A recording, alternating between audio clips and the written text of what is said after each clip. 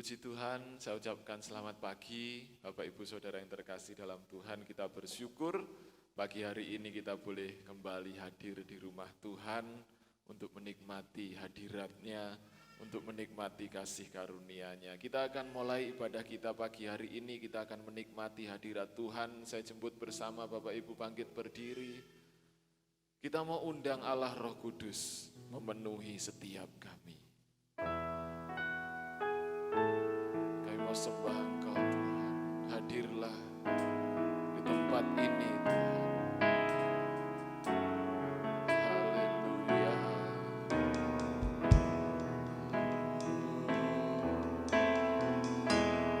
Allah Roh Kudus, penuhi kami.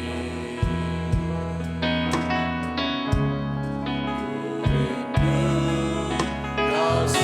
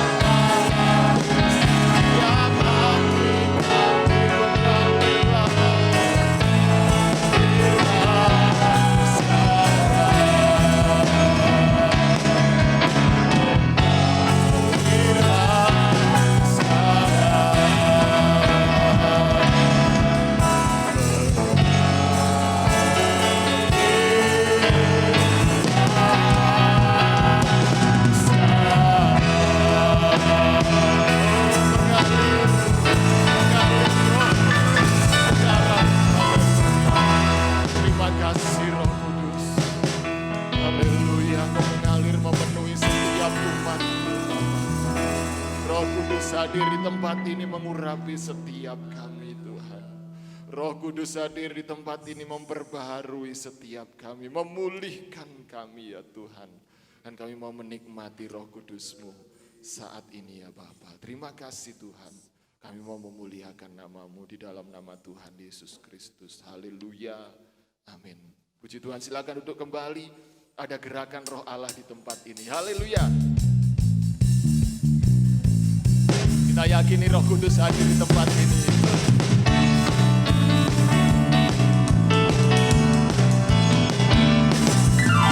Ada gerakan Roh Allah. Amin. Ada gerakan Roh Allah. Ditipu. Ditipu. Di barat, utara, dan selatan. Ada gerakan Roh Allah.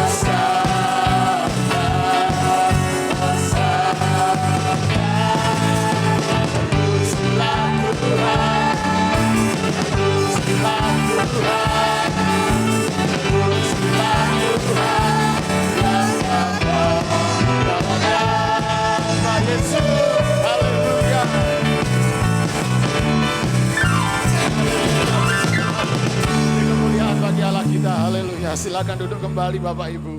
Kita menang bersama-sama dengan Tuhan. Haleluya. Bersama Roh Kudus, bersama Yesus, kita menang. Haleluya. Ku menang bersama Yesus Tuhan. Ku menang dalam peperangan. Ku menang atas segala setan. Haleluya.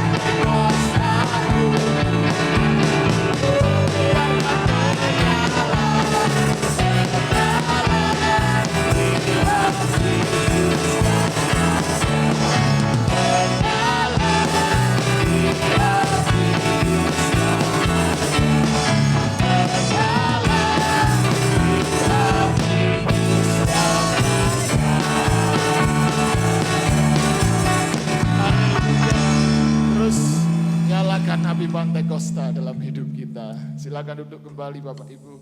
Saya beri kesempatan pujian pemuda remaja untuk memuji Tuhan.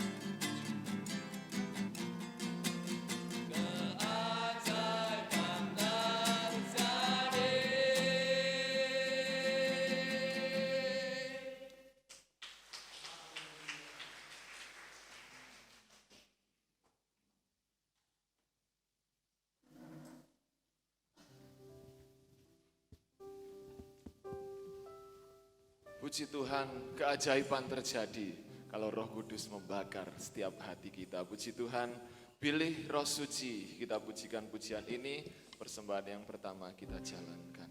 Makario Ikmana. Haleluya.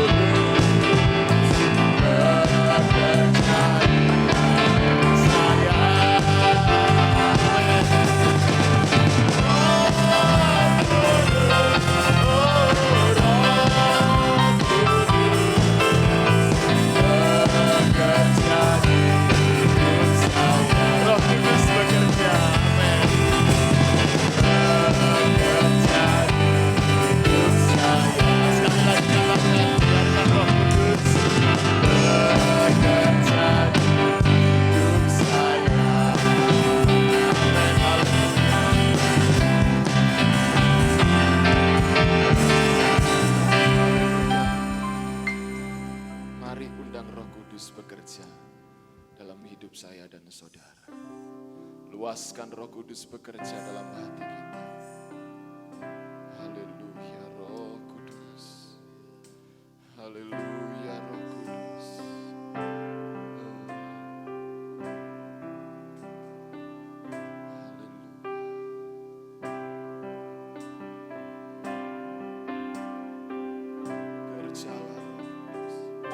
Bekerjalah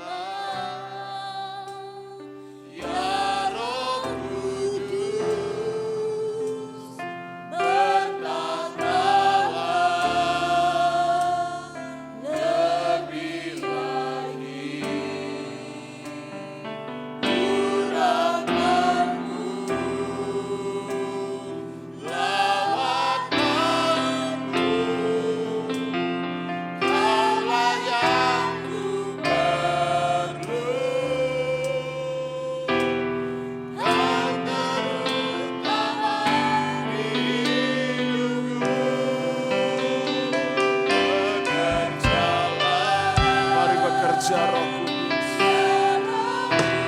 sejahtera di setiap hidup umat-Mu.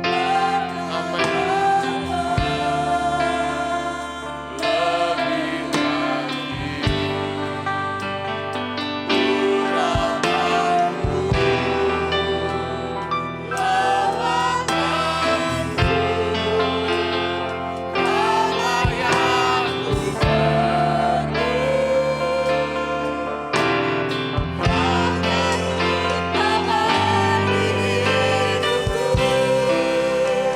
Mari Bapak Ibu saya undang bangkit berdiri. Katakan Roh Kudus hadir di sini. Hadir di sini. Roh pribadi. Dia awan dan suci.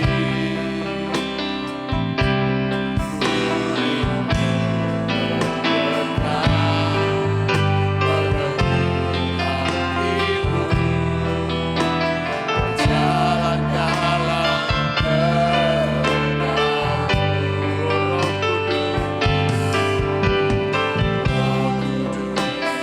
manis dan lembut. Kau penolong kami Tuhan. Penolong yang sejati dan suci. Kami rindu mendekat.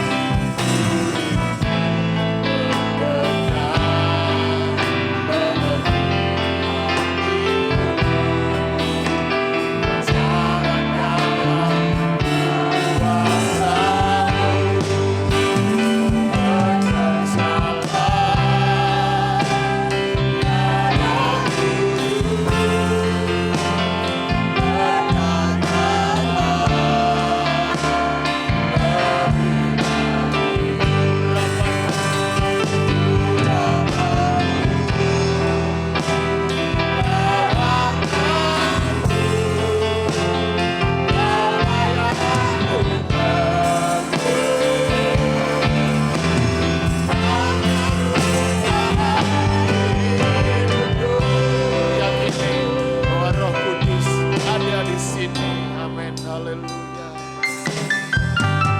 Roh Kudus hadir di sini.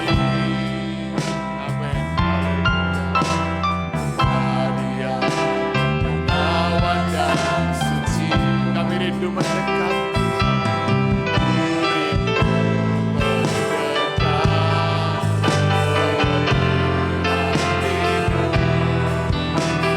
Jalan dalam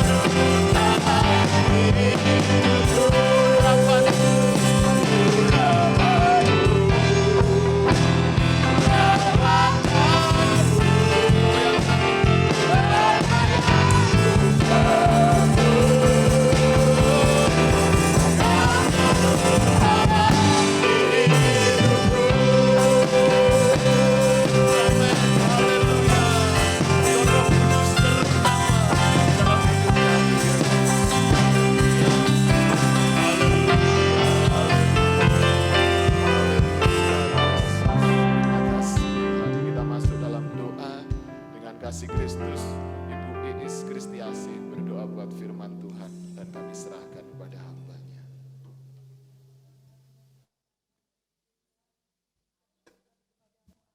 Karunia telah limpah pada kami sepanjang hari ini, sepanjang malam, hingga pada pagi hari ini kami boleh berkumpul di tempat ini untuk memuji dan memuliakan nama-Mu ya Bapa. Tuhan, kami telah menaikkan pujian ini ya Tuhan. Bila pujian ini ya Tuhan boleh berbau dupa harum dan menyenangkan hati-Mu ya Bapa. Berkati hamba-Mu yang ambil bagian dalam pelayanan-Mu pada hari ini ya Tuhan. Biarlah ya Bapa Engkau pakai hamba-hamba-Mu ini ya Tuhan, pelayan-pelayan-Mu ya Yesus sebagai alat-Mu ya Tuhan. Terima kasih Yesus, terima kasih. Sebentar lagi kami akan mendengarkan sebagian dari sabda firman-Mu ya Bapa. Biarlah ya Tuhan Engkau saja yang boleh berfirman lewat lidah bibir hamba-Mu ya Bapa. Urapi hamba-Mu dan kuasa Roh Kudus-Mu ya Tuhan.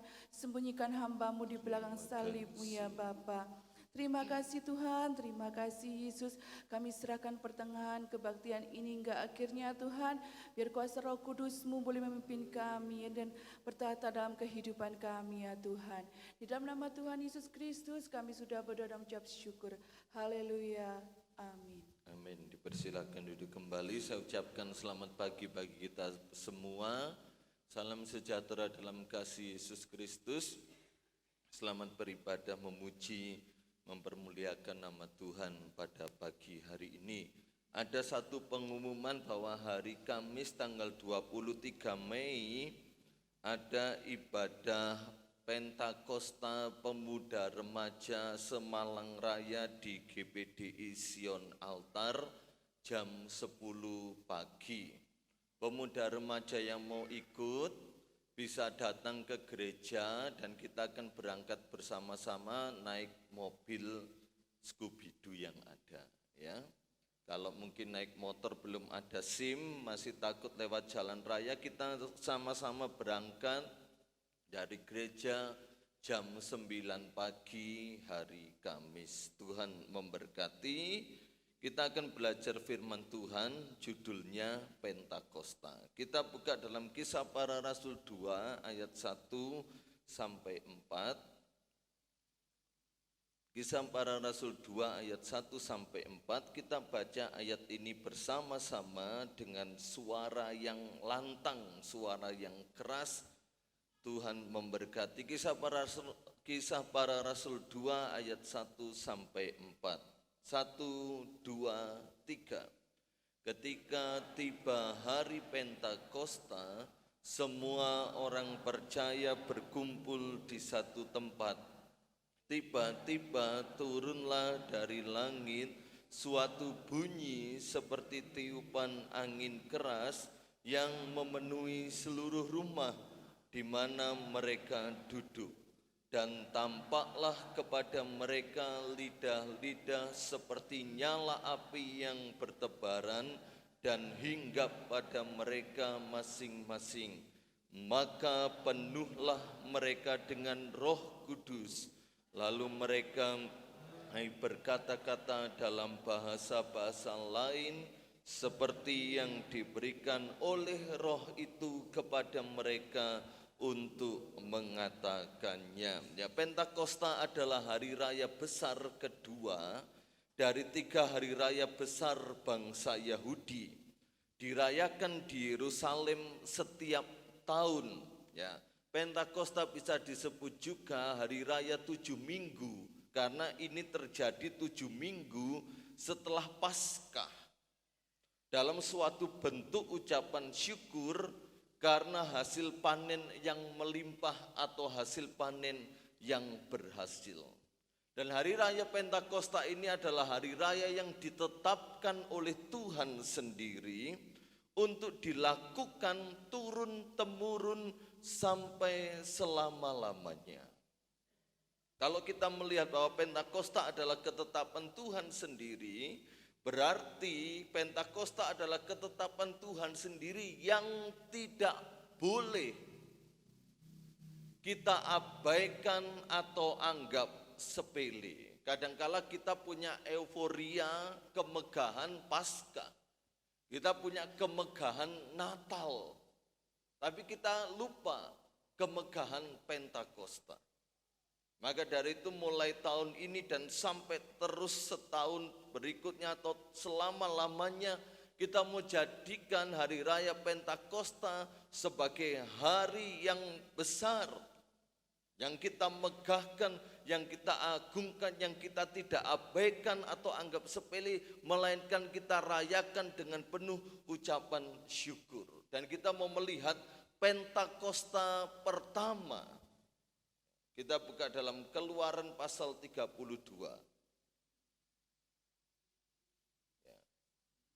Keluaran pasal 32 tentang anak lembu emas. Ini adalah peristiwa yang terjadi pada hari Pentakosta, 50 hari setelah bangsa Israel keluar dari tanah Mesir dengan merayakan Paskah. Ya. Saudara bisa membaca di rumah ayat 1 sampai 35. Saya akan jelaskan secara ringkas kepada Bapak Ibu Saudara, ketika peristiwa anak lembu emas ini juga diikuti tentang peristiwa pada ayat yang ke-18 atasnya, pasal 31, dan Tuhan memberikan kepada Musa setelah ia selesai berbicara dengan dia di Gunung Sinai kedua loh hukum Allah, loh batu yang ditulisi oleh jari Allah. Jadi ketika peristiwa Pentakosta pertama kali ada dua kejadian yang mengikutinya.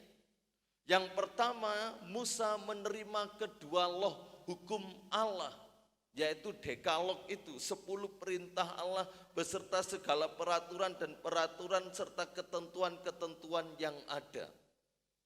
Ya.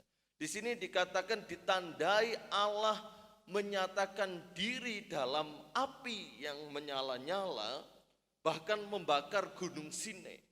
Kalau saudara membaca kitab Ibrani, ketika loh hukum Allah ini turun, ditandai dengan Allah yang menyatakan diri dalam api yang menyala-nyala, disebutkan sebagai sebuah kengerian yang besar. Sehingga umat Israel alami ketakutan yang luar biasa. Kemudian turunnya hukum Taurat. Dan peristiwa yang kedua, terjadi kemurtatan besar-besaran. Kurang lebih 3.000 jiwa dibinasakan oleh Tuhan. Karena Musa tak kunjung turun, sehingga mereka kehilangan arah. Sehingga mereka berdasarkan kemauan perspektif sudut pandangnya sendiri ingin melakukan sesuatu. Mereka berontak kepada Harun, mana ini Musa? Katanya naik ke gunung untuk terima hukum Allah, tetapi mana enggak turun-turun. Dan Harun katakan, kumpulkan semua emasmu. Dan dibikinlah anak lembu emas, dan Harun berkata, inilah Allah yang menuntun engkau keluar dari tanah Mesir.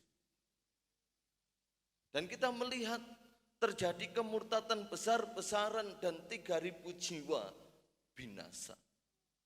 Padahal pada Pentakosta pertama kali ini, Allah mau menyatakan dirinya sebagai Allah yang menyertai bangsa Israel dengan memberikan suatu hukum yang luar biasa hebatnya bagi kelangsungan hidup peradaban dunia.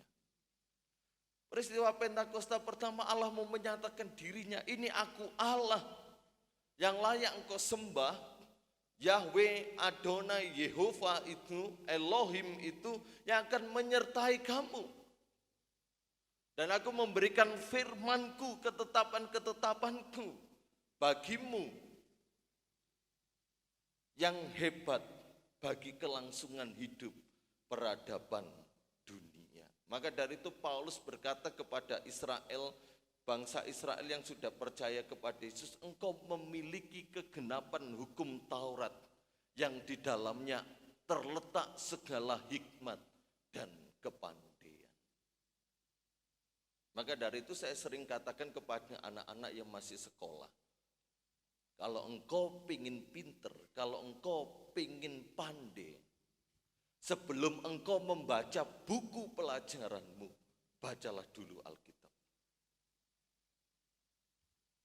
Ada seorang pemuda waktu itu saya praktek di Bojonegoro, dia dekat dengan saya. Waktu dia kuliah di UB jurusan perikanan, dia katakan, "Om, saya alami kesulitan untuk menerima pelajaran di kampus ini, apalagi jurusan saya kelautan dan perikanan. Apa yang harus saya lakukan? Yang pertama, kamu harus bisa berenang." Ya, saya katakan itu. Terus apa yang harus saya lakukan? Sebelum kamu mempelajari seluruh ilmu pengetahuan tentang kelautan dan perikanan, kamu dasari dulu dengan firman Allah. Baca dulu firman Allah. Dari awal dia masuk di Universitas Brawijaya sampai dia lulus, dia selalu informasikan kepada saya, selalu membaca Alkitab terlebih dahulu sebelum dia mempelajari mata pelajaran atau buku-buku yang lain. Makanya tidak heran dia bersaksi IP-nya selalu tinggi, dan sebelum lulus kurang lebih 2 tahun dia dijadikan asisten dosen. Masih kuliah 2 tahun dia angkat jadi asisten dosen dan mewakili dosennya untuk memberi pengajaran. Maka dari itu jangan anggap sepele saudara membaca Alkitab. Apakah saudara masih baca Alkitab atau sudah berhenti, saudara? Atau cuma hari Minggu saja? Ya. Terletak segala hikmat dan pengetahuan bukan hanya untuk dunia sekolah, bagi kita pun bersama.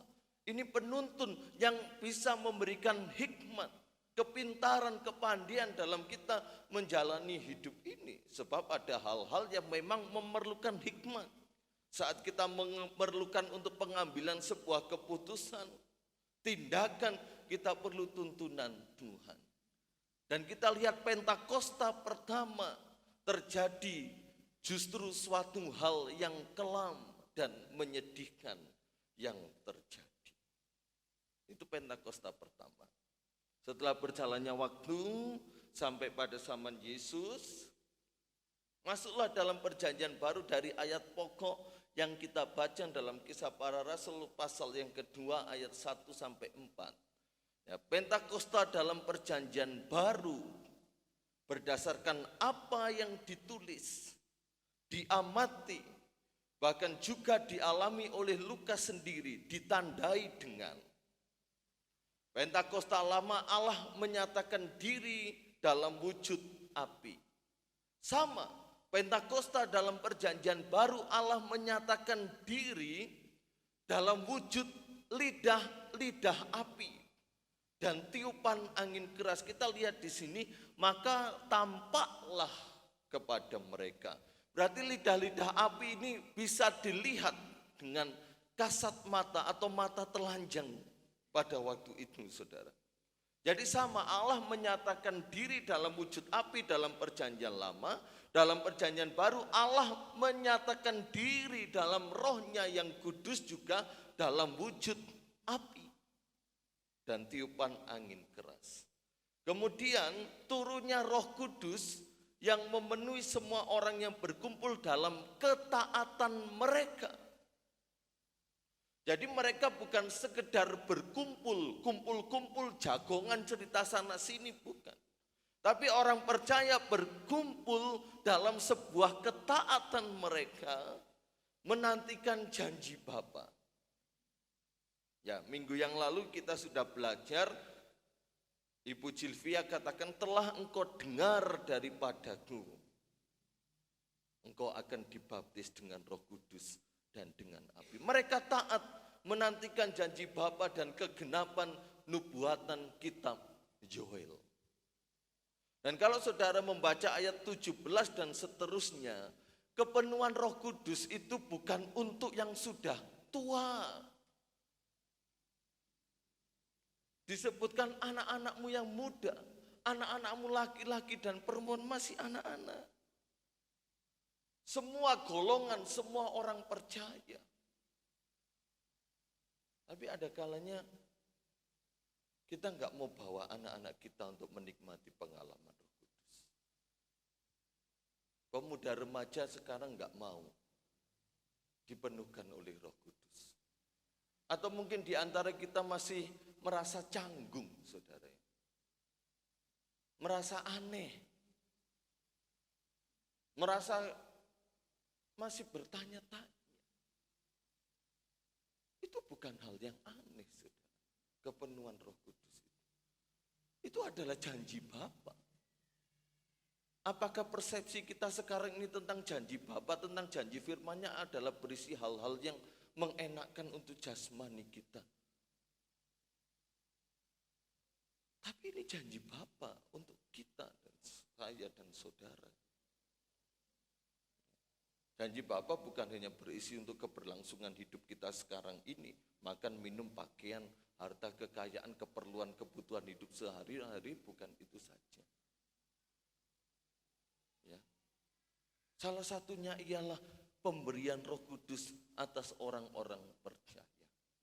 Kalau dalam perjanjian lama 3.000 jiwa dibinasakan dan kemurtatan besar-besaran terjadi, dalam perjanjian baru Pentakosta diisi oleh pertobatan yang besar-besaran. 3.000 jiwa diselamatkan. 3.000 jiwa memberi diri untuk dibaptis dan terima Yesus sebagai Tuhan dan Juru Selamat oleh karena khotbah Petrus. Dan disinilah awal mula komunitas yang disebut gereja itu terbentuk. Maka kumpul orang-orang percaya, kita lihat ada 3.000 jiwa, bertambah lagi 5.000 jiwa, sampai akhirnya tidak terbilang banyaknya. Sampai sekarang 2,6 miliar orang di dunia percaya kepada Yesus sebagai Tuhan dan Juru Selamat. Mbuh sing sungguh-sungguh piro, mbuh sing KTP piro, pokoknya menurut data dunia 2,6 miliar orang Kristen masih menjadi mayoritas di dunia dan akan terus mayoritas di dunia. Karena apa? Didirikan oleh darah Yesus, diteguhkan dan dikokohkan oleh Roh Kudus. Pentakosta perjanjian lama terjadi suatu kengerian, keadaan yang kelam, keadaan yang menyedihkan. Tapi Pentakosta dalam perjanjian baru berisi kesenangan dan kebahagiaan. Serta suatu keheranan akan karya Allah yang luar biasa. Maka saudara bisa membaca ayat-ayat bawahnya ketika mereka mendengar mereka dipenuhkan Roh Kudus, mereka termangu-mangu. Mereka terheran-heran. Mereka menaruh simpati. Apa yang terjadi dengan mereka? Apa yang mereka alami? Terlebih dari itu, selain mereka termangu-mangu, mereka mengambil suatu kesimpulan bahwa mereka mengalami karya Allah yang luar biasa. Meskipun ada orang yang menyindir mereka sedang mabuk oleh anggur. Memang seperti itu, saudara. Memang seperti itu. Kalau orang dipenuhkan Roh Kudus di gereja rame, orang bisa menyindir, oh itu gila, oh itu sedang mabuk, atau kesurupan. Ada saudara seperti itu. Tapi kita tidak perlu mempedulikan itu. Karya Roh Kudus dalam hidup kita itu luar biasa.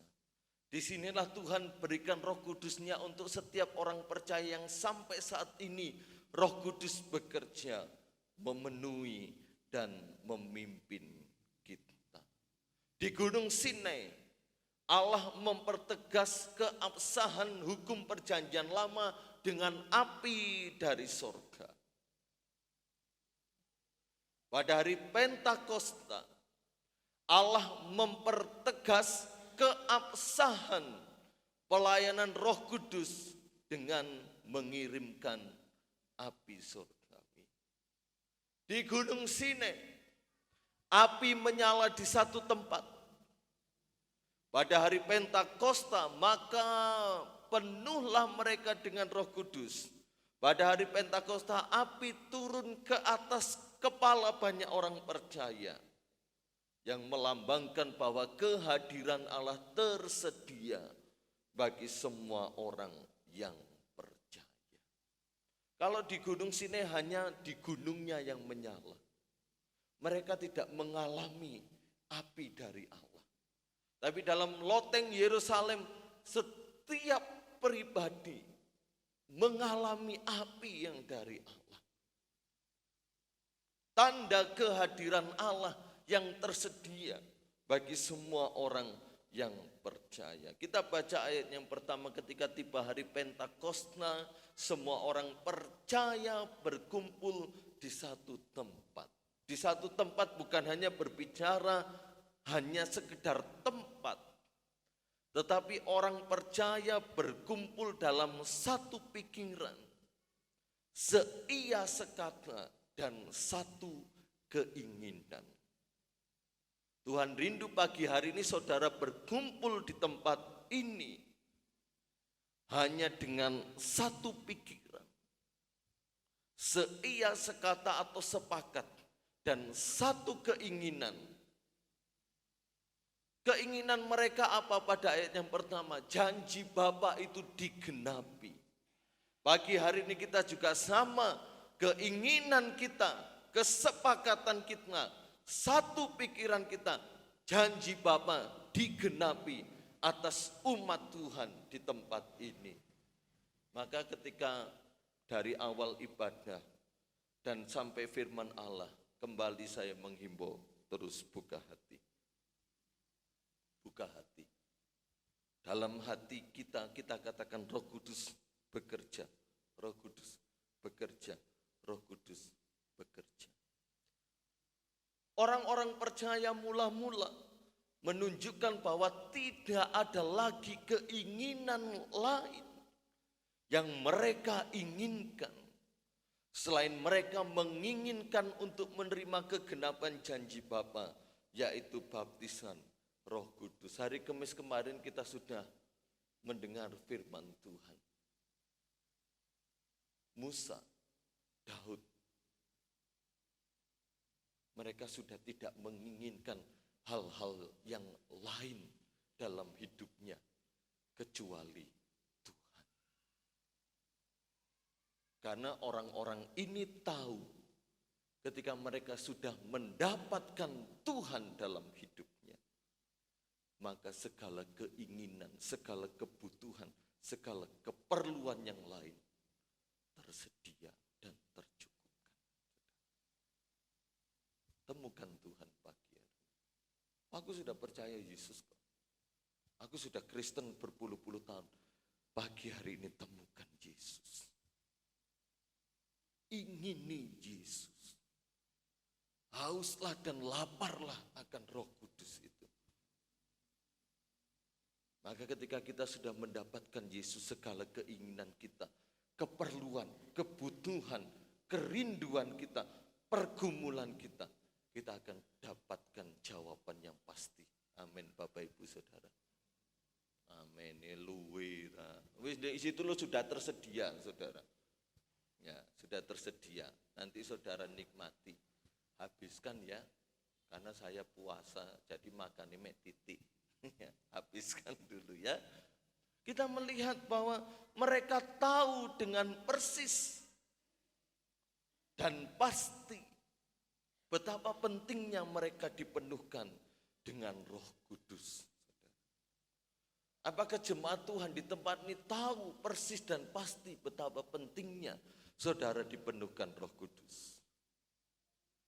Ketika saya pertama kali masuk sekolah Alkitab, yang saya cari pertama kali adalah kepenuhan Roh Kudus. Yang saya cari. Saya terima pelajaran Alkitab, iya. Tapi yang saya kejar adalah kepenuhan Roh Kudus. Karena pada waktu itu saya tahu dengan persis dan pasti itu sangat penting. Sangat penting. Antusias akan Roh Kudus ini penting. Dan saya 1,5 bulan bergumul, berdoa, berpuasa, minta Roh Kudus membaptis. Dan Tuhan berikan. Sampai sekarang saya menikmati keindahan bersama dengan Roh Kudus. Mengapa orang-orang percaya mula-mula tahu dengan persis dan penting betapa pentingnya Roh Kudus? Dipenuhkan Roh Kudus. Karena sebelum mereka melakukan praktek hidup untuk segala sesuatu yang akan mereka kerjakan dan wujudkan, mereka meminta Roh Kudus memenuhi kehidupan mereka. Sebelum mereka melakukan praktek hidup, sebelum mereka melakukan segala sesuatu, sebelum mereka mengerjakan dan mewujudkan apa yang mereka kerjakan, mereka terlebih dahulu meminta Roh Kudus memenuhkan kehidupan mereka. Karena apa, saudara? Karena tanpa kepenuhan Roh Kudus, semuanya akan sulit. Orang-orang percaya mula-mula tahu tantangan ke depan jauh lebih besar dan sulit. Maka dari itu mereka perlu Roh Kudus yang akan memampukan setiap mereka. Dan pada pagi hari ini memampukan setiap kita. Tantangan kita ke depan tidak semakin mudah, Bapak Ibu. Kehidupan yang akan kita jalani tidak akan semakin mudah, semakin sulit. Tantangan iman kita juga tidak semakin mudah, akan semakin sulit. Akan ada penganiayaan besar-besaran oleh karena kita menjadi pengikut Yesus. Kalau kita enggak mempersiapkan mulai detik sekarang, mau nunggu kapan? Mungkin kita bisa berpikir masih ada waktu ke depan. Sekarang, saudara. Makanya tidak heran orang-orang pertama ini yang sebagian besar juga adalah rasul-rasul Yesus Kristus. Mereka siap memberitakan Injil kemanapun mereka pergi. Bahkan mereka menjadi martir yang luar biasa. Seperti Polikarpus, murid dari Rasul Yohanes. Dia digoreng tidak mempan. Dia dicambuk, dia dipukul, dia ditusuk, tidak mati. Digoreng di minyak panas, dia enggak terbakar. Dan matinya dipenggal. Segala macam cara supaya Polikarpus menyangkal Yesus. Cara apapun tidak mempan terhadap dia. Ya kecuali dipenggal. Kalau dipenggal pasti mati. Dan ketika Polikarpus meninggal dunia, orang-orang memandang wajahnya sebagai wajah malaikat. Petrus,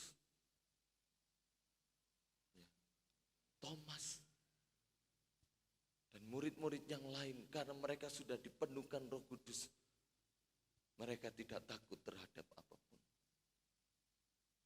Ada orang-orang yang menganggap kepenuhan Roh Kudus tidaklah penting. Ada yang menganggap, oh itu sudah terjadi 2000 tahun yang lalu, sekarang tidak ada.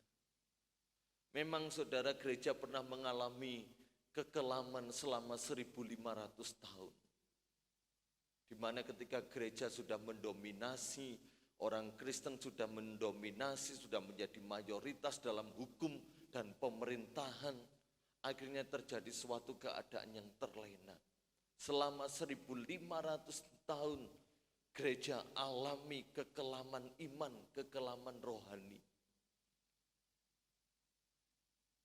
Karena pemimpin-pemimpin agama waktu itu yang terbesar adalah Katolik yang melakukan penjualan surat penghapusan dosa. Jadi sampaikan kepada umat, kalau kalian berbuat dosa, datang ke gereja, bayar surat penghapusan dosamu, pengampunan dosa. Maka muncullah Martin Luther yang melakukan reformasi gereja. Dan kembalilah peristiwa kepenuhan Roh Kudus muncul di Azusa Street tahun 1900-an, di mana orang-orang kembali mengalami kepenuhan Roh Kudus yang luar biasa. Saya berharap jemaat Tuhan di tempat ini tidak menganggap kepenuhan Roh Kudus tidak penting. Ada kalanya orang berpikir bahwa yang penting itu dipimpin oleh Roh Kudus. Enggak apa-apa, enggak penuh Roh Kudus. Dengan berbahasa lidah, enggak apa-apa. Yang penting hidupku dipimpin Roh Kudus. Kelihatannya statement ini benar, tapi tidak alkitabiah. Tidak sesuai dengan apa yang dikatakan Alkitab. Yang dikatakan Alkitab itu prosesnya begini, saudara. Ketika saudara percaya kepada Yesus, Roh Kudus itu mencengkram kita. Makanya Paulus katakan, tidaklah mungkin orang yang ada Roh Kudusnya dapat berkata terkutuklah Yesus. Dan orang yang bisa mengaku Yesus Kristus adalah Tuhan dan percaya kepadanya, itu karena Roh Kudus. Jadi ketika kita percaya Roh Kudus itu mencengkram, dalam terjemah lama mencengkram, ada dua arti. Memang kita sudah dicengkram menjadi milik Roh Kudus sehingga kita dapat berkata, aku percaya Yesus. Cengkram yang kedua artinya jaminan, down payment, DP. Baru setelah kita alami cengkram Roh Kudus, level berikutnya kita dipenuhkan Roh Kudus. Setelah kita dipenuhkan Roh Kudus, level berikutnya kita masuk dalam pimpinan Roh Kudus. Kita tidak boleh menggunakan perspektif sendiri. Kepenuhan Roh Kudus tidaklah penting, yang penting aku dipimpin Roh Kudus. Padahal Alkitab memberikan standar ukuran seperti itu. Dicengkram Roh Kudus, dipenuhkan dan dipimpin. Ketika hal ini saudara nggak bisa pisah-pisah. Ada yang berkata, cukuplah aku sudah percaya pada Yesus. Cukup. Ada juga, cukuplah aku sudah percaya, aku sudah penuh Roh Kudus. Sudah menggenapi dan menerima janji Bapa. Tapi enggak mau dipimpin Roh Kudus. Ada yang berkata, cukup percaya Yesus dan dipimpin Roh Kudus. Kepenuhan Roh Kudus enggak begitu penting. Enggak bisa, saudara. Enggak bisa. Kita harus tiga hal ini harus menjadi milik kita. Gak mungkin orang yang sudah dicengkram Roh Kudus akan mengabaikan kepenuhan dan kepemimpinan Roh Kudus. Tidaklah mungkin. Tapi orang yang mengerti bahwa dia sudah menjadi milik Kristus, maka dia akan terus untuk dipenuhkan Roh Kudus, terus untuk dipimpin Roh Kudus sampai kesempurnaan gereja yang mulia.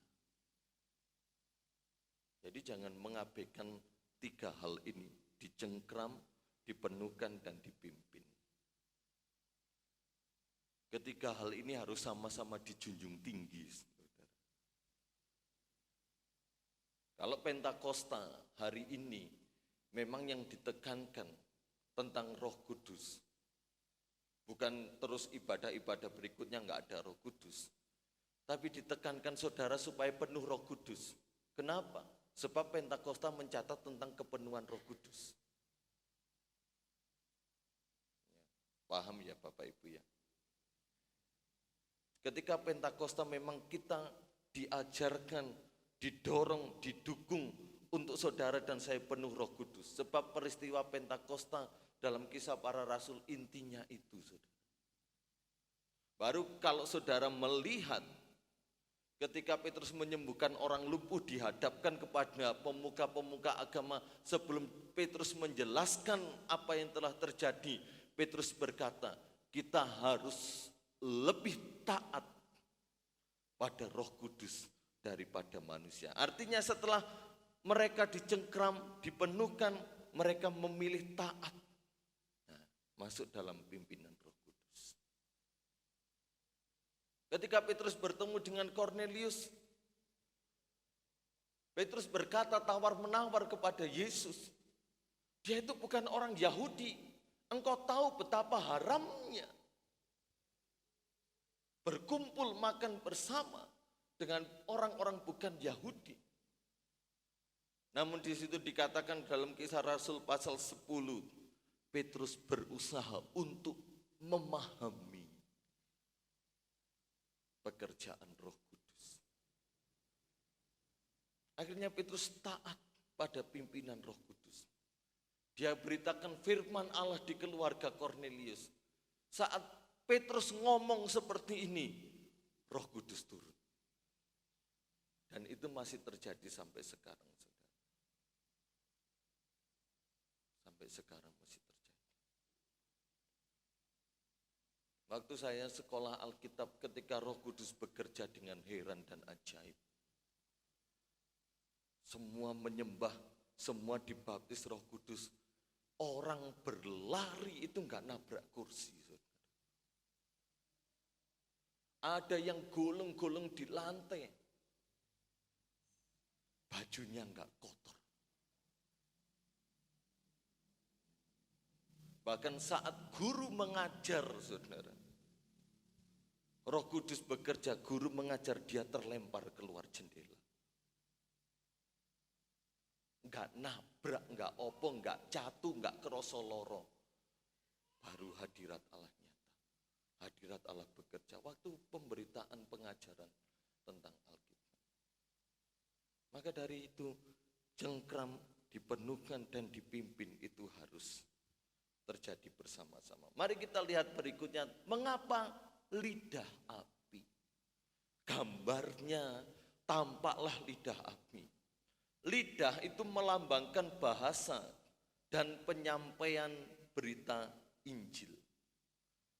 Api melambangkan kehadiran Allah yang menyucikan, membakar habis unsur-unsur yang tidak diinginkan dari kehidupan kita, dan menyalakan hidup kita untuk menerangi orang lain. Pada ayat yang keempat, mereka benar-benar berbicara dalam bahasa-bahasa lain, seperti apa yang Roh Kudus berikan. Jadi berbahasa roh harus benar-benar dari Roh Kudus. Bukan diajarkan manusia, bukan dikursuskan atau menirukan. Dan satu-satunya tanda orang yang dipenuhkan Roh Kudus adalah bahasa roh. Catatan khotbah saya yang berikutnya hilang, saudara. Kelewatan printnya. Ya. Salah satu-satunya tanda orang dipenuhkan Roh Kudus adalah bahasa roh. Sekarang kita akan melihat sejenak, mengapa dalam wujud lidah api dan memakai lidah manusia. Mari kita buka dalam Yakobus pasal 3.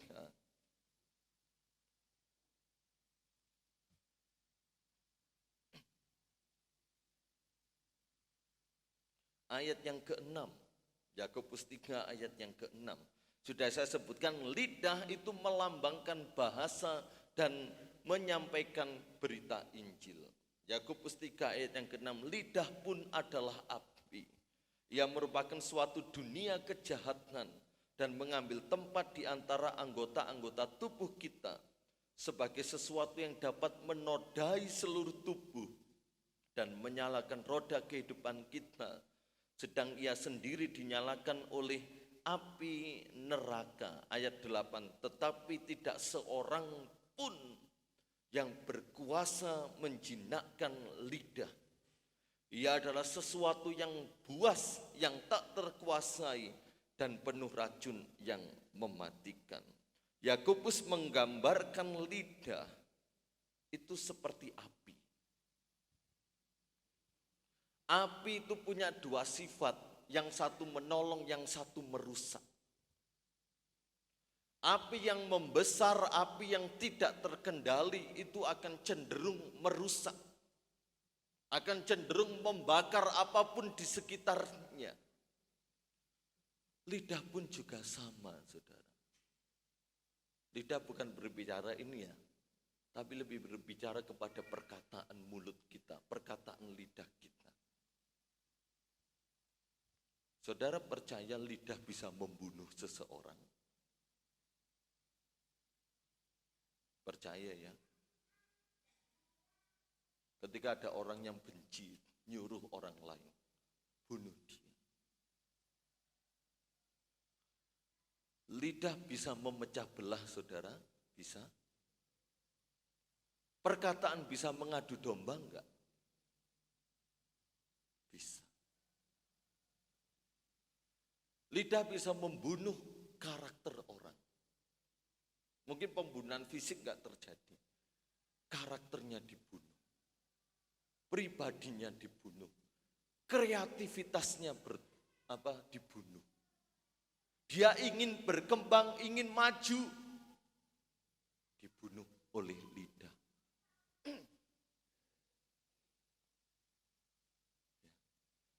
Untuk apa kamu pergi ke gereja? Di gereja itu orangnya munafik-munafik. Yang ngomong orang Kristen juga. Bisa, saudara. Engkau ingin berkreasi, kreatif. Terus orang menghina. Enggak ada, enggak laku kekreatifanmu. Bukankah itu juga membunuh? Memecah belah. Bagikan api. Itu lidah mampu menyalakan roda kehidupan. Dan firman Tuhan katakan tidak ada yang bisa berkuasa menjinakkan lidah.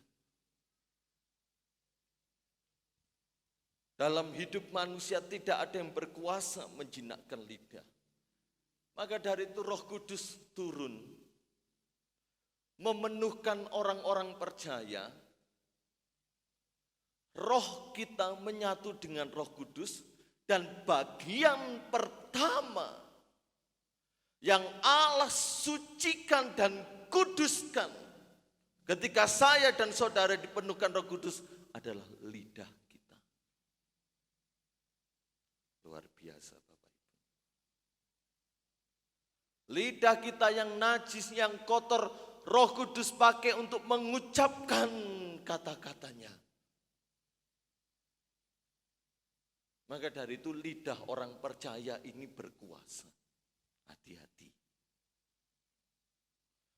Ya, sudah sering saya katakan saya pernah melakukan percobaan 2 tanaman. Dengan jarak yang terpisah, yang satu setiap hari saya kutuki dalam nama Yesus. Tanaman, aku kutuki engkau enggak bertumbuh, engkau enggak berbuah, engkau enggak maju dalam nama Yesus. Walaupun saya siram, walaupun saya kasih pupuk, dia memang enggak bertumbuh. Karena selalu setiap hari saya katakan terkutuk kamu enggak bertumbuh. Tapi tanaman yang satu aku berkati. Engkau bertumbuh dengan baik, daunmu hijau, segar. Makanya saya berusaha tanam setiap pagi sama sore saya doakan dan berkati.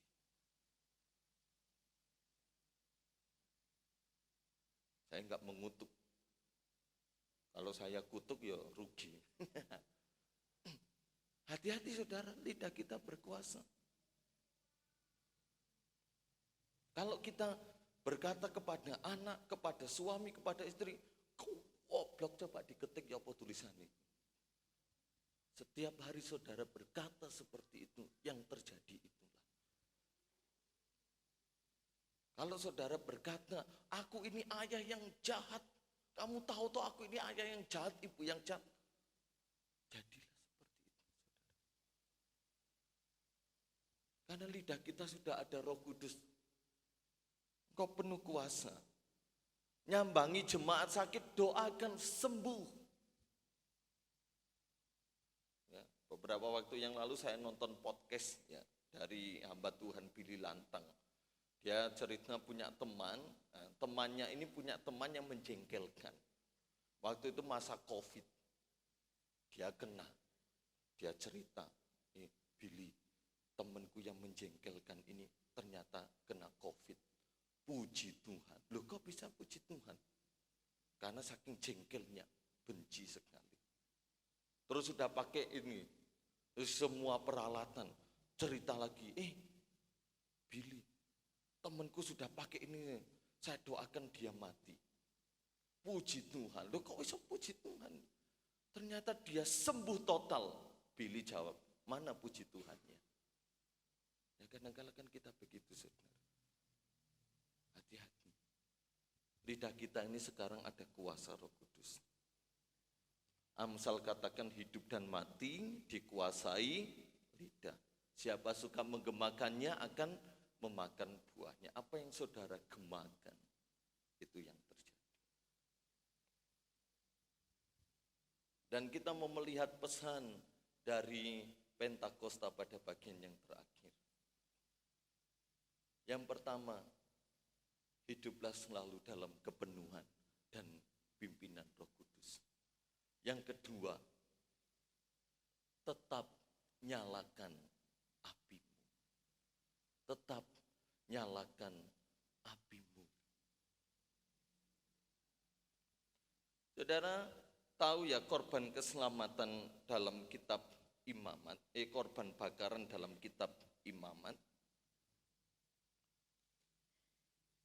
Saya coba mengingat-ingat ya. Imamat pasal 6 ayat 8 sampai 13. Saya boleh minta tolong Mas Rio? Saya pikir tertidur. Minta tolong tetap nyalakan apimu. Dalam peristiwa di bait Allah, dalam korban bakaran dan segala korban yang dipersembahkan umat Israel, api yang ditaruh di mezbah itu bukan dinyalakan manusia, tetapi Allah. Anggap saja, saya enggak membandingkan Allah sama korek. Anggap saja ini api ya, Allah. Dan dia menyalakan mezbah korban bakaran. Mari angkat kunci G, kita nyanyi Malam Kudus. Sini loh, sini sih. Ya. Kemudian diserahkan kepada Imam Harun dan pelayan-pelayan Tuhan. Saudara baca dalam Imamat 6 ayat 8 sampai 13. Ayat yang ke-13 dikatakan, bisa ditampilkan Mbak Vina. Harus dijaga supaya api tetap menyala di atas mezbah, janganlah dibiarkan padam. Sepanjang malam harus nyala dan pagi harus ditambah kayu supaya menyala lagi sampai malam. Para imam yang ditugaskan ini tentunya mereka harus bayar harga yang besar. Karena konsekuensi dari api yang padam Tuhan binasakan. Itu dalam kitab Imamat. Makanya semaksimal mungkin harus tetap menyala. Tengah malam para imam mungkin tidur jenis ayam. Waduh, api ini nyala enggak? Oh masih nyala, tidur lagi. Selalu ingat, sudah pagi hari dinyalakan terus sampai malam hari. Enggak boleh padam. Enggak boleh padam. Nah, kalau saya merenungkan, saya bukan pakai ilmu cocokologi ya. Cocok-cocokan logi, enggak. Tapi saya melihat salah satu cara supaya saya dan saudara tetap mempertahankan api itu, doa malam dan doa pagi. Ketika engkau tidur malam, ngelilir apa yang saudara lakukan? Apakah berdoa atau kembali selimutan, pergi sebentar mengucap syukur, atau lanjut tidur lagi? Yang kedua, pagi hari harus diatur kayu lagi. doa pagi. Halo, masih ada yang doa pagi? Halo? Apa yang saudara lakukan sebelum beraktivitas hari-hari? Halo?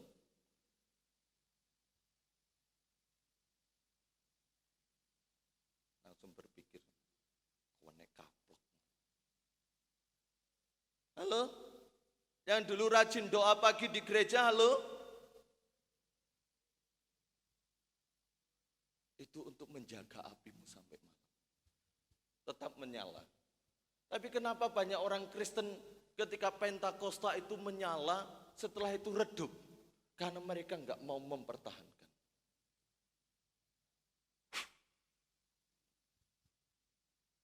Ketika ada masalah, ada pergumulan, ada kenyamanan hidup, ada kesuksesan, keberhasilan, dia tinggalkan.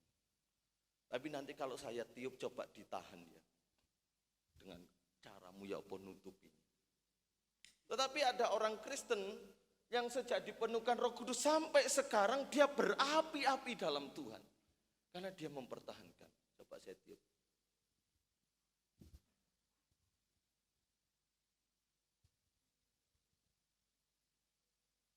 Jadi ada tantangan, ada hambatan, ada kesuksesan, keberhasilan. Dia pertahankan api dari Allah itu. Gak mau padam. Sehingga ditiup dari segala penjuru, kena angin dari segala penjuru. Api itu tetap menyala. Api itu tetap berkobar. Karena dipertahankan. Terima kasih Mas Rio. Jadi dari peragaan ini kita mengerti ya saudara. Kenapa ada yang mudah dimatikan api Roh Kudusnya. Tapi ada yang benar-benar mempertahankan. Sampai sudah puluhan tahun jadi pengikut Kristus, dia tetap berbahasa roh. Karena dia pertahankan, walaupun ada kesibukan, dia tetap berusaha cari Tuhan. Ada kesulitan, dia datang pada Tuhan. Ada kesenangan, kebahagiaan, kelimpahan, dia tetap berharap pada Tuhan. Jadi enggak mudah padam. Tapi ada yang menyala-nyala sebentar. Tuhan angkat tinggi. Tuhan berkati tinggi. Tuhan sudah di nomor satu kan. Ingat, siapa yang di sini pernah bergumul kepada Tuhan? Tuhan, aku minta pekerjaan. Maaf ya saudara. Minta pekerjaan Tuhan. Engkau rajin, engkau setia. Tapi ketika Tuhan beri, engkau menghilang. Engkau berdoa minta jodoh. Tuhan kasih. Ibadah Kemis datang, Jumat doa puasa datang. Minggu datang. Tapi setelah Tuhan kasih jodoh, bler. Bangkitkan lagi, saudara. Bangkitkan lagi. Ya. Jangan kita mau belajar tidak di awal saja kita mengalami berapi-api. Biar pujian pemuda remaja, nyalakan apimu terus tetap menyala. Bangkit ya, doa malam, bangkit ya, doa pagi. Waktuku gak nutut. Ketika saudara doa pagi, engkau itu akan dibimbing. Ini saya mengalami sendiri, saudara. Ketika sudah selesai doa pagi, ada masalah apapun, saya menghadapinya dengan ketenangan. Segala yang saya lakukan setelah selesai ada yang membimbing, lakukan ini, lakukan ini, lakukan ini, lakukan. Tapi kalau saya bolong doa pagi, ada hal yang saya hadapi hari itu, saya jujur di hadapan Tuhan, saya seperti orang stres. Karena apa? Ada sesuatu yang hilang, yang selama ini terus saya lakukan, saya tekuni tetapi bolong. Saya bingung pada hari itu. Satu-satunya cara bagaimana segera datang pada Tuhan. Saya sering datang, langsung saya datang kepada Tuhan. Tuhan ampuni saya sudah bolong doa pagi. Lihat ini, malam mereka atur sepanjang malam. Pagi hari mereka atur supaya api itu tidak padam.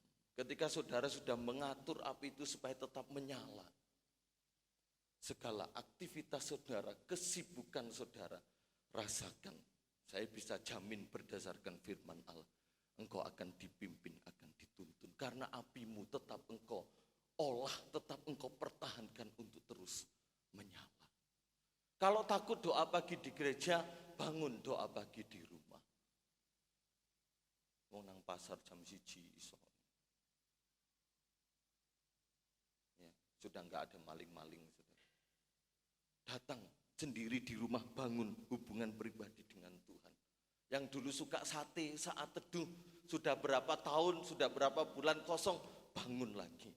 Enggak perlu waktu yang lama, mungkin 5-10, pribadi kita. Oh, aku enggak perlu doa pagi, hatiku setiap hari ini menyerukan nama Yesus. Enggak, saudara. Bukan hanya itu saja. Aku enggak doa malam, tetap hatiku terpaut pada Yesus. Bukan itu saja. Ya, saudaraku, puji Tuhan, itu pesan firman Tuhan. Hiduplah dalam kepenuhan dan pimpinan Roh Kudus. Yang kedua, tetap nyalakan apimu. Tuhan memberkati. Mari kita berdiri bersama-sama.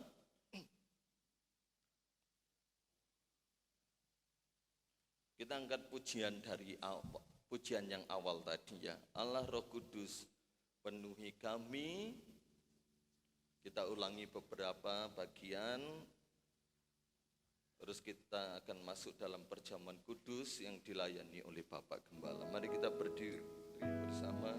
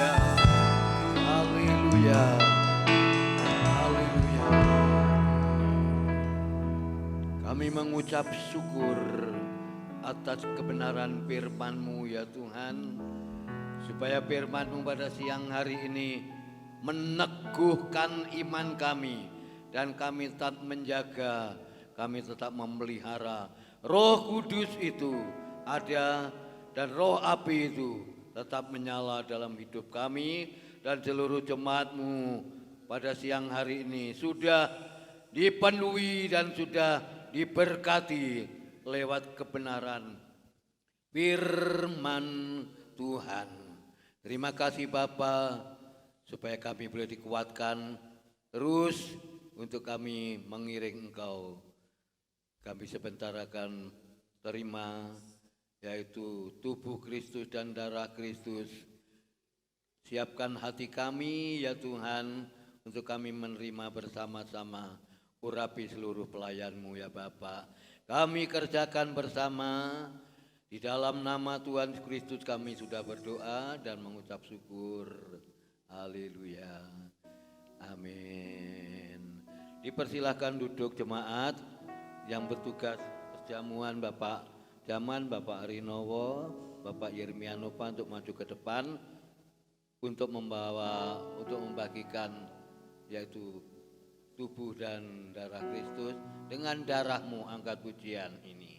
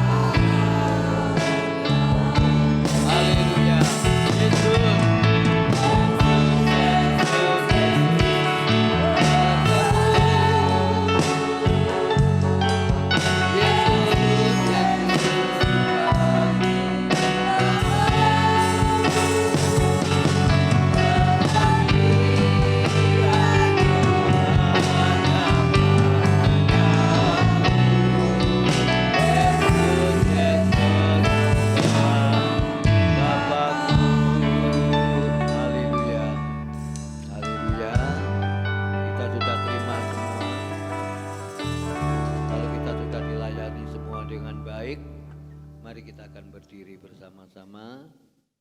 Roti kita taruh tangan kanan, kita angkat ke atas, kita makan bersama-sama. Selesai pembacaan kebenaran firman-Mu yang terambil dalam Injil Matius, kita angkat bersama. Dan ketika mereka sedang makan, Yesus mengambil roti, mengucap berkat, memecah-mecahkannya lalu memberikannya kepada murid-muridnya dan berkata, haleluya, ambillah, makanlah, inilah tubuhku. Kita makan tubuh Kristus yang hari ini di dalam nama Tuhan Yesus Kristus, haleluya, amin.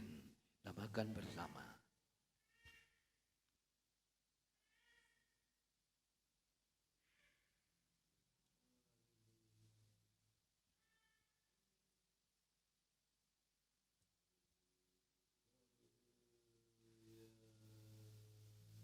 Katakan bersyukur.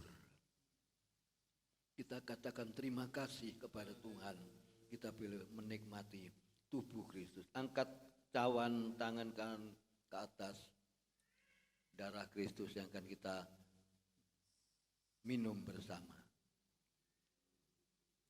Sesudah itu ia mengambil cawan, mengucap syukur, lalu memberikannya kepada murid-muridnya dan berkata, minumlah kamu semua dari cawan ini, sebab inilah darahku, darah perjanjian yang ditumpahkan bagi banyak orang untuk pengampunan dosa.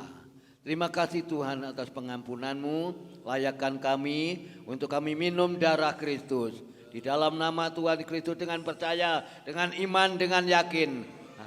Kami akan minum bersama-sama. Haleluya. Amin. Kita minum bersama.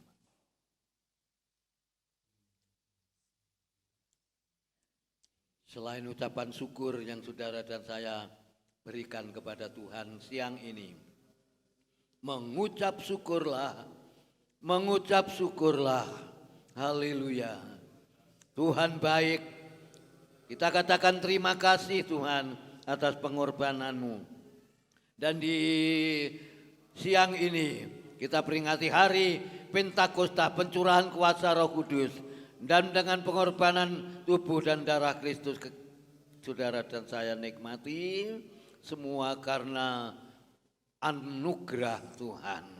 Terima kasih Bapa Surgawi, supaya kami boleh tetap bersyukur atas pengorbanan-Mu, tubuh-Mu dan darah-Mu yang sudah kami nikmati bersama-sama ya Bapa. Kami mengucap syukur karena berkat-Mu menguatkan iman kami dan kami tetap setia. Terus kami maju berharap hanya kepada-Mu ya Bapa. Ucapan syukur kami siang hari ini ya Bapa, kami serahkan di dalam nama Tuhan Yesus Kristus. Kami sudah berdoa dan mengucap syukur. Haleluya. Amin. Tuhan Yesus memberkati. Silakan duduk kembali. Haleluya.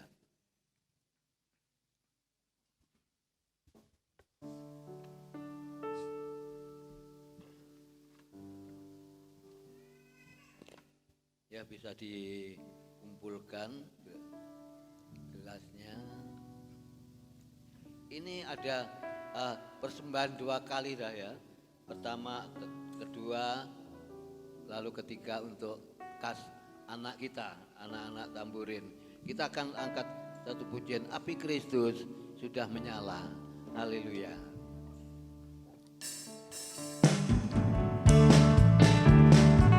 Haleluya.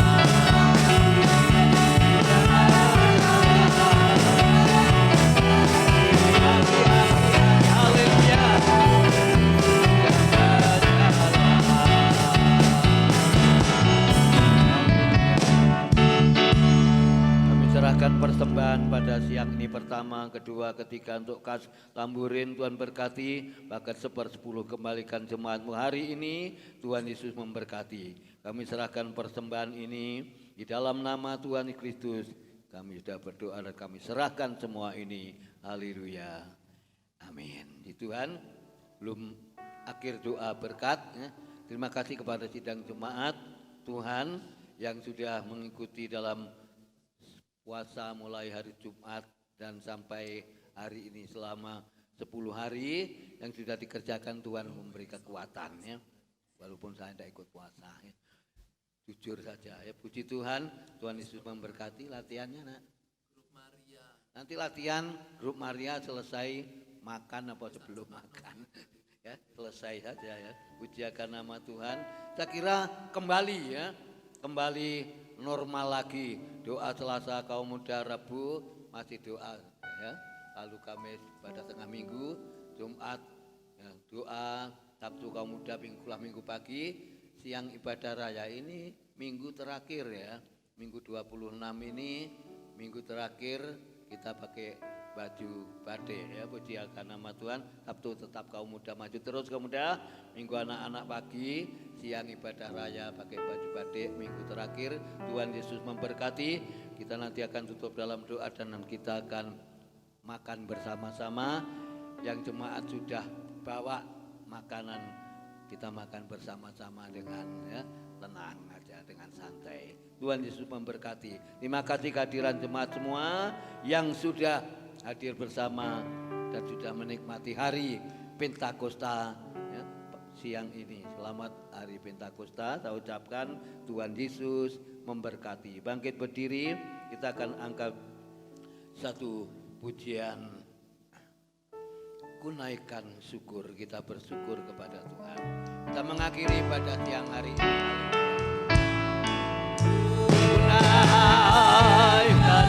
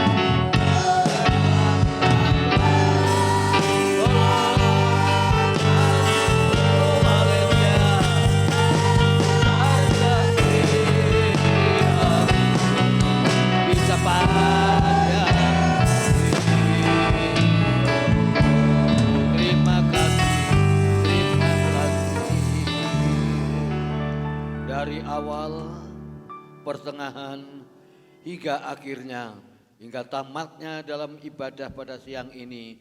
Tuhan Yesus memberkati seluruh jemaatmu, semua yang sudah dikerjakan jemaatmu, pelayan-pelayanmu maupun kehadiran jemaatmu. Tuhan Yesus sudah memberkati kami semua ya Tuhan. Kami mengucap syukur, berkat rohani firman Tuhan sudah kami terima. Dan kalau sebentar kami akan bersama-sama makan, jemaat di tempat ini yang sudah membawa semua masakan dan makan minum, kuduskan dengan firman-Mu, menguatkan secara tubuh jasmani kami, terlebih dalam iman rohani firman-Mu. Secara tubuh jasmani kami perlu diberi kesehatan. Berkati seluruh jemaat yang sudah berkorban semua, apa yang dibawa semua untuk memuliakan Tuhan. Dan selesainya nanti berlatih pujian grup Maria, dan selesainya kami pulang, jauh dekat hantar kami, bungkus dengan kuasa-Mu. Malaikat Allah menyertai, api Kristus tetap menyala di dalam kehidupan kami bersama, dan jemaat-Mu boleh sebentar pulang bersama-sama. Allah menyertainya ya Tuhan. Terima kasih Bapak Ibu, saudara sekalian dikasihi Tuhan. Terimalah berkat sukacita, terimalah berkat damai sejahtera yang datang dari Allah Bapa, Allah Anak dan Allah Roh Kudus, menyertai kita sekalian siang ini sampai Maranatha. Tuhan Yesus datang yang kedua kali. Pulanglah dengan sukacita, pulanglah dengan kemenangan, pulanglah dengan damai sejahtera. Bagian kami bersama Tuhan, yaitu berkat Abraham, berkat Ishak, berkat Yakub menjadi bagian kami, dan seluruh pekerjaan jemaat-Mu diberkati oleh Tuhan. Kami akan makan bersama-sama, kuduskan dengan firman Allah makanan ini, dan kami boleh terima dengan penucapan syukur, dan kami nantinya selesainya pulang. Tuhan menyertai, beri sehat sepanjang minggu ini, beri kekuatan yang baru ya Bapa. Aktivitas segala pekerjaan bisa kami kerjakan dengan baik, dan kami akan makan bersama-sama siang ini. Di dalam nama Tuhan Yesus Kristus kami sudah berdoa dan sudah memberkati semua apa yang dilakukan jemaat-Mu. Haleluya. Amin. Selamat siang, Tuhan Yesus memberkati. Lewat sini bisa, lewat